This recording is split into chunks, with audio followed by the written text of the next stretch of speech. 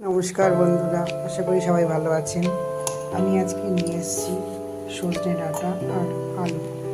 আমি এটা দিয়ে তৈরি করব সর্ষে দিয়ে সজনে ডাঁটা চচ্চড়ি।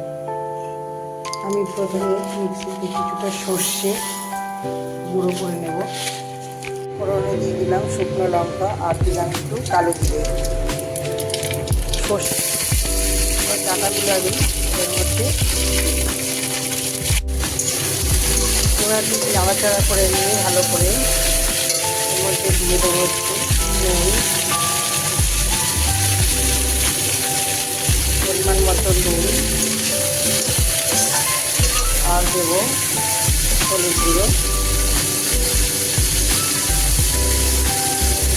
এবার নাড়তে পারবো যতক্ষণ না ডাঁটাটা কেটে কেটে হয়ে আসে। এর সঙ্গে আমি দিয়ে দিচ্ছি কেটে রাখা আলুগুলো।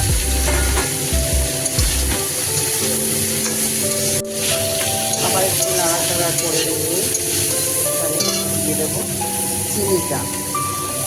ডাঁটাগুলো ভাজা ভাজা হয়ে এসছে, আলুগুলো সেদ্ধ হয়ে গেছে। এরপরে আমি এটার মধ্যে দিয়ে দেবো কাঁচা লঙ্কা, লবণ আর একটু আদা দিয়ে কেটে রাখা সবজিটা।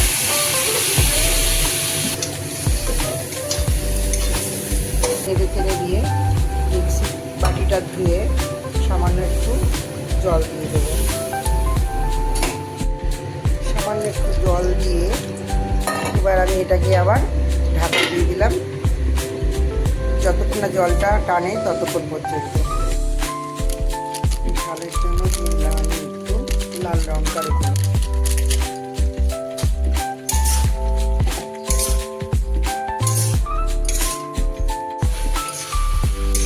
হয়ে এসছে আমার সর্ষে বাটা দিয়ে সজনে ডাঁটা চচ্চড়িটা।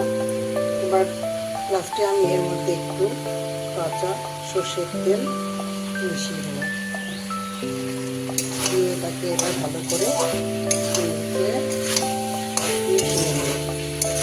তাহলে সম্পূর্ণ রেডি হয়ে গেল আমার এই সর্ষে বাটার চচ্চড়ি।